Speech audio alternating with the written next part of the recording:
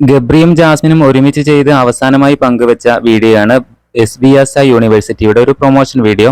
അതിന് താഴെ നിരവധി പേരാണ് ജാസ്മിനെ വിമർശിച്ചുകൊണ്ട് കമന്റ് ഇട്ടിരുന്നത്. ഇത് റിസോർട്ട് അല്ല, യൂണിവേഴ്സിറ്റിയാണ്, അത് ഓർമ്മ വേണേ എന്നൊക്കെ പറഞ്ഞുകൊണ്ട് നിരവധി നെഗറ്റീവ് കമന്റുകളാണ് ജാസ്മിന് വന്നിരുന്നത്.